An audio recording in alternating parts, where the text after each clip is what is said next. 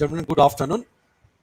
Welcome to another episode of Golf Show, and this is hosted by Golf Bangladesh.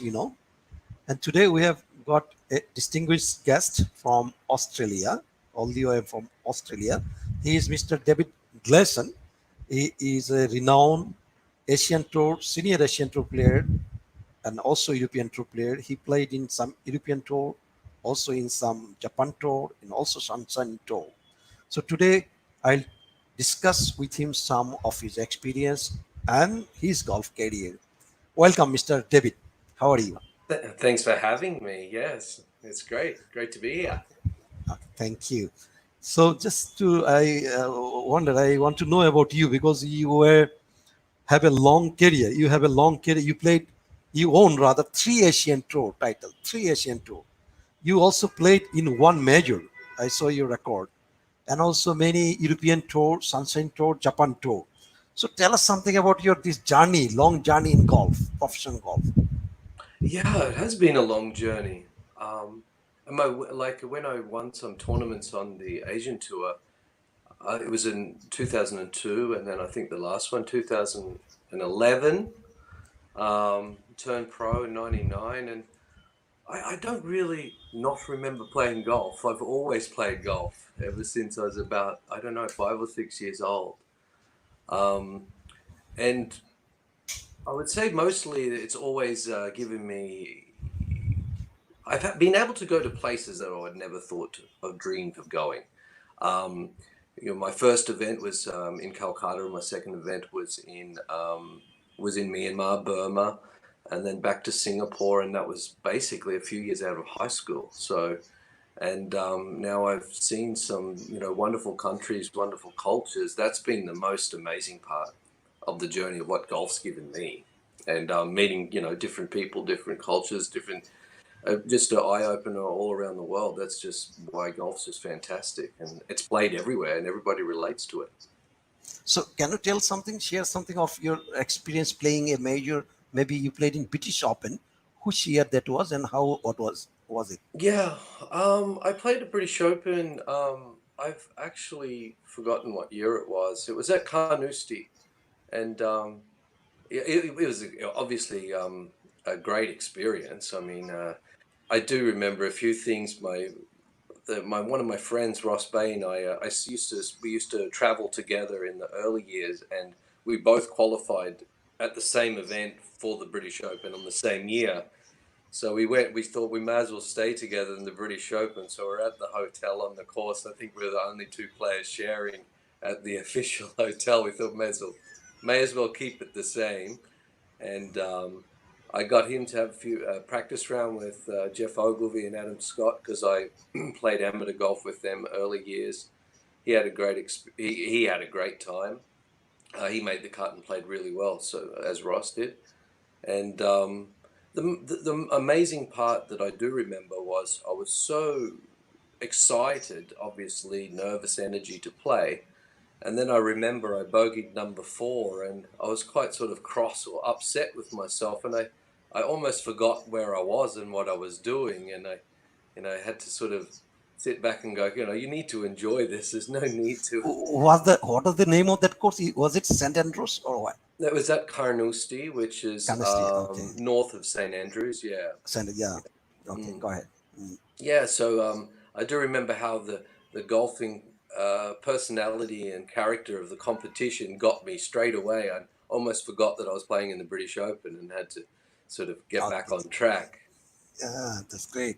Great to hear all this. So I also saw your record that you played with Adam Scott. He's from Australia, and he was your long time mate in amateur golfing, especially before '99. You presented Australia a number of times with him. So what's about him? Where is he now? Especially, I must mention you represented Australia in Namura Cup. That is one of the prestigious golf tournament in the world. So where is now Adam Scott, and you are playing now? Um, where is it? What type of question? Sorry, I Yeah, don't really. Adam Scott, where he's Yeah. playing now? Which tour? Oh, but Adam's playing in America on the PGA Tour, and has been since He played the European Tour when he first turned professional, only for a few seasons. His trajectory to in his career was really marvelous. It went steadily. He didn't skip any steps on the way up. That's why he's just such a sound professional golfer. He surrounded himself with knowledgeable golf team that supported him so well, and he really works hard. I've seen him recently in Australia just the last few months, and he works hard at the game still, in every department, and that's just a testament to see why he's so successful. Okay, that's great. Yeah, he is. And you're also playing very good for a long time. As I said already, you own three Asian Tour, and also you're playing regularly in Australian Tour, I'm sure. So some audience is putting some comments, like because I have posted your long time before on Facebook. So somebody is want to know what is the standard of Australian Tour and Asian Tour, difference between these two, and which tour has more ranking points, Japan or Asia or Sunshine? I think I can assist you in this. Australian Tour is a senior tour. It has got 16 points. As maybe I posted some information in the Facebook by seeing that he has asked this question. And then ranking point, yeah, Japan and Australian Tour is senior tour to Asian Tour. They have Japan and Australian Tour has 16 point and Asian Tour has 14 point. So Asian Tour, Sunshine Tour and Asian Tour is equal 14 point. Okay. So do you play in the Australian Tour nowadays or less? I haven't played many events on the Australian tour in my career. Maybe at the very start at some Australian Opens. Um, Through 2005 to 2015, Asian tour being strong at the end of the season, towards November, December, and that was the Australian season. So I normally stayed in Asia to play the Hong Kong and Singapore Opens, and end of year tournament, etc. And they always clash with the Australian PGA and Australian Open. And I did live in Taiwan at that time, so it was more convenient, and it was good for my ranking system because I was still in Asia. Um, the question being, it's actually interesting. I don't think the question was asked, but I think it's hinted is, which tours are better, and seeing all the different players. The PGA Tour is has the best players, and for obvious reasons, that's where people want to get to. And European tours, hugely only one slight bit maybe under it, if at all. Ryder Cup is can see that Yeah, Europe is obviously very strong, but yeah, it's very strong. Yeah. um, for the winning scores anywhere in the world, and any tour, you have to play world class golf. Yeah, Um, it doesn't matter anymore where you play. There might be some depth that could be slightly different through the middle, but I mean, being a golf professional now, trying to win a tournament anywhere in the world is equally difficult. yeah, yeah. It is true. It is true.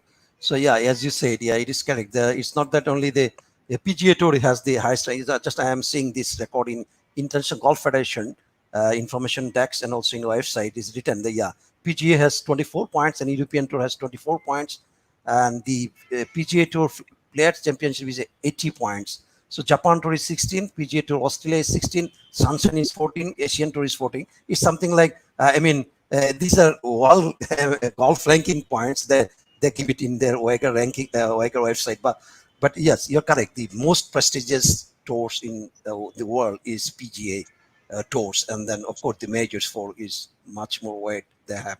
Okay, yeah, that, I understand. So I think the question of audience is fulfilled by that.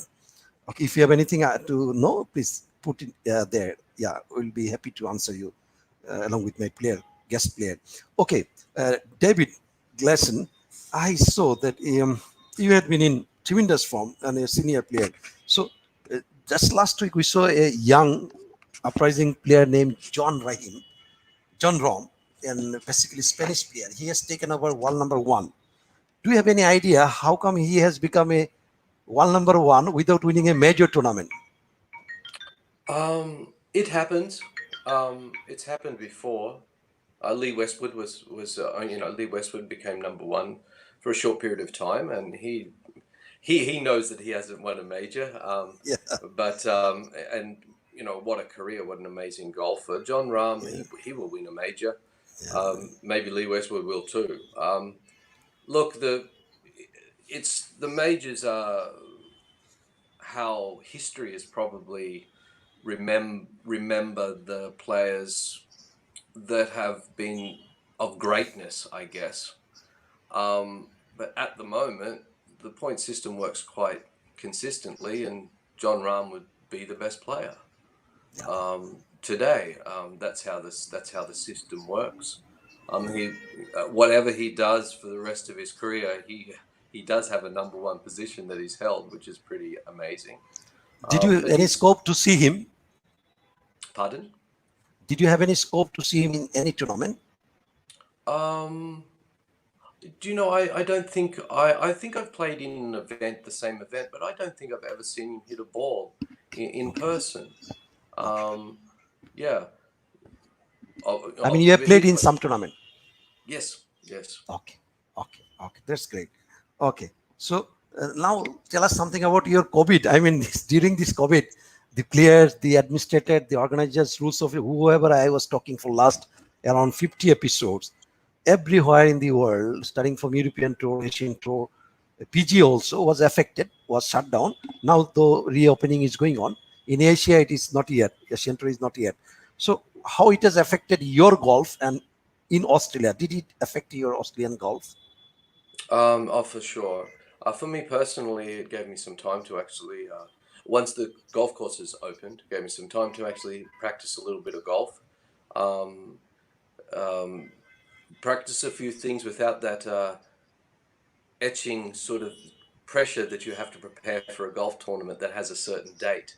There's a little bit of freedom that you could actually work on some Yeah, things that maybe you yeah, wanted to work on for a long time. yeah, But in general, it's been a very hard time for everyone, just globally in general. But for sport, I know I hope that when it all gets back on the sport and entertainment side, that I think we'll see how people really appreciate it and need sport, entertainment, yeah, um, um, and we miss it. yeah, There's a lot of more important things going on in life that have to be worked out beforehand, but it's just amazing how much we do need entertainment, we do need sport, we need to see our idols up there or competing against each other just for a little bit of, it's a simple entertainment. So that's, we all want it to get back. But personally, it's been good for me to be at home and spend a little bit more time with the family. But, I wish it was under different circumstances. okay. That's yeah. It's almost similar to all the players and organizers. Everything was shut. Now it is going to some new normal, and it is reopening slowly and gradually. Which Asian tour also starts very soon. Uh, did you have any experience or some comments is there? So somebody wants to know Mr. Kader Mahmoud. Oh, Mr. Niaz Buya, he has written, good to see David Gleeson. Maybe he has seen you somewhere playing. And Dappi Shardar, our advice of Shobuz Anando, excellent. Andolon, okay. He is from some organization for working for Green Bangladesh. And then Kader Mahmoud Chaudhry, he wants to know, do you follow Mr. Tiger Wood and other major or PGA championship? What is the future of Tiger Woods in a major tournament? Do you have any idea? What is the future of Tiger Woods? Yeah. Oh, we've people have always counted him out, and he comes back, and I guess the word is fortitude. The way that he can compete, the way that he can rise above any hardship that is going to happen with his personal life or his golfing skill set at a certain time. Sometimes he doesn't hit the ball very well, and he would say that he breaks through it. I would guess that if he plays maybe a British Open, would be my guess, or the Masters, and the conditions were a little tricky, windy, rainy, I think he Mhm. has a very big chance to win a few more majors. Oh, On a real pure USPGA tournament, hot, not windy, soft course, he may not be as competitive as before, but I mean, we've seen him hole every putt that he's needed to hole in his whole career. So, I mean, anything's possible with that golfer. Okay. Yeah, another one wants to know, and also I have also some query on that.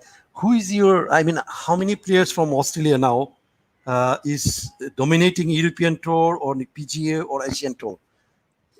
Can you name some Australian Uh, players Australian players. playing? Yeah. There's always been Australian players. I think there's some Australian players at the moment playing the Corn Ferry. They've Uh-huh. already started back up the secondary tour in the United States. And Jason Day, I think, played in the Memorial. Uh-huh. Europe has just started up, so a good friend Scott Hend has just started back in Europe. There's so many, So many. Yeah. and there's Adam so Scott many also. Australian golfers. There's so many Adam Australian Scott. golfers. Yeah. Adam Yeah. Scott, I think, should be playing soon. Okay. Um, Okay. Yeah. Many. Adam yeah. Scott was number one once upon a time.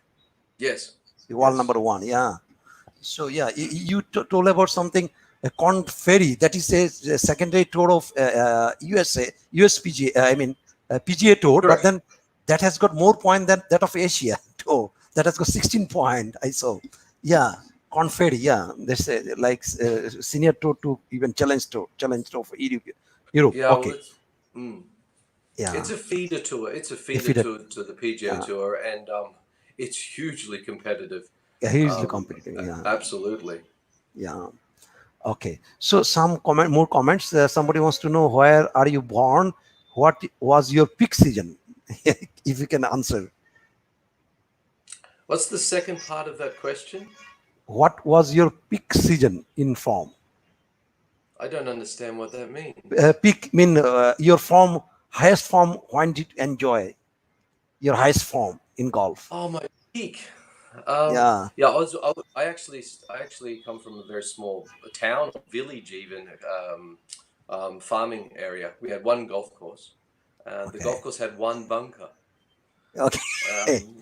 and it was One it was bunker, 9 hole or 18 hole.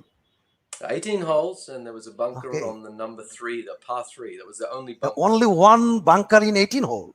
Yeah, I used to practice my bunker shot near the greenskeeper's shed because they had the leftover sand, so I'd steal some sand, and it was good fun. It's a pretty golf course, Okay. and and I played some good golf 3 or 4 times in my career for a period of time. Generally, when I settled on golf equipment or golf swing, or you settle on one thing and you just say to yourself, "This is all I've got. This is what I've got to stick with this and give it a try. Trust it. It may not be the best that you think you can do at the time, but it's better than chopping and changing and not being certain, as you know, and uncertainty in golf, just with picking the wrong club off the tee can create uncertainty. So, early on played okay, and through the middle, maybe 2010, I played some good golf. But Okay. it's golf; it just goes up and down. But yeah, You it know, is. It for is. It sure. is. Yeah. So, do you know Bangladesh, where it is located? Or have you ever visited Bangladesh for golf or anything? I played the first Bangladesh Open at Yeah, in 2015. yeah, when Madan Mamad won, Yeah. Yes, that and is. I've been back when Malcolm won, and Yeah. I think I've been back. I've been there 3 times to play the tournament. Okay. Yes, That's yeah. great. Okay. Okay. So you know Bangladesh. Yeah. So you know some player also there. Well, obviously, Sidika. Yeah. I remember him playing his first Asian Tour event. He played the group in front of me, actually. Okay. Yeah. And he played really well. And then the following year, he won that tournament in Brunei. I think that was his first event that he won on the Asian Tour. And yeah, it was quite exciting for everyone. I remember because we knew Bangladesh for in the Western world for cricket sportsmen, and we had for the region obviously many Indian players, and there was quite a few players from Pakistan that had won tournaments before, but we hadn't had from Bangladesh before. So I remember it was quite exciting to see how he played, and then when I went to Bangladesh in 2015, I realized why he became such a straight player when I played that course. So you play that course so many times, you have to hit it straight. So we sometimes we design sometimes we design our games on how we're Uh, brought up, right? Correct? uh, yeah, it is. Yeah, that's great. Yeah, so what was your experience other than playing golf in Bangladesh? Do you have any experience to share? Oh, I do remember it was hot because one of the days I decided to play tennis at the hotel with one of my friends, and it was just a little too hot to play tennis on that day. Not too sure what month of the year we play. I think it's at the end or the start of the rainy season. We've generally gone there. Um, yes. That was Hopefully my around May. connection's okay. I can't hear you Yeah, just for the moment. yeah. Okay, that was hot season and start of the rainy season. Basically, you Around had to May, be, yes. yeah, around May you had to be pulled out from the ground. I was on the ground also as a rules official there. Okay, so what is your advice now? Can you? You are a senior player. Now I can more. I know you more. Uh, what should be advice for junior professional golfer in Bangladesh or in Australia or anywhere? What should be advice from you that they should develop themselves? What are the points they should follow? It's been quite a conversation at the moment. I think Jack Nicholas has mentioned it recently. Can you hear me okay? Is the connection fine? I And can I can hear you. Yeah, go ahead. okay. And Jack Nicholas has mentioned just the idea that of for younger players to specialize in golf a little bit too much and not develop all the other motor skills that you need to become a well-developed sports person or even person in general. So play for in particular maybe for Bangladesh. Make sure you keep playing cricket. Make sure you for the female sports person. Make sure you keep doing some athletics or volleyball or netball. I'm not too sure which. I think field hockey is still quite big in Bangladesh, if I'm not wrong. Make sure continue all the other sports, tennis, and it does help in the long run for your motor skills and the way you can use a racket and a ball, and also team sports versus learning how to compete as an individual, winning and also losing. So yeah, don't um don't specify too quickly just on golf at such a young age. I think burnout can be, it happens a lot, and it doesn't do anyone any good. Yeah, that's a great point. Yeah, you have said some beautiful and wonderful points for the juniors. They must follow. Yeah. So we are at the end of our discussion. So do you have anything to say for Bangladesh golf or any golf for that matter, or for our show? Anything? Um, well, for Bangladesh golf, and as I've been there a few times, and I've been to the driving range at Kermatola, and all the caddies there are all players as well, and they tell you a handicap, and they're so keen. They're keen at the sport. Um, I all I can say is, if it's just a great game, and play it for and always play it for what it is. It's a game to compete against yourself. See how you can control your mind and your emotions for quite a long period of time in a beautiful location. Just I don't know what to say. Just it's I've been blessed to be able to play golf for such a long time, and I would always reiterate that just golf is for what it is. It's a little competition against yourself, and it's just a really good game. It could be the best one. It is. Thank you very much, Mr. David Gleeson. It was my great pleasure to have you in our show. With such long experience, you have owned three Asian Tour, played in majors, so you have vast of experience. Definitely, our audience will be benefited out of your words and your sharing experience. Thank you very much. By this word, I want to finish, if you allow. See you then. Bye for Thanks for now. having me. Bye. Thank you.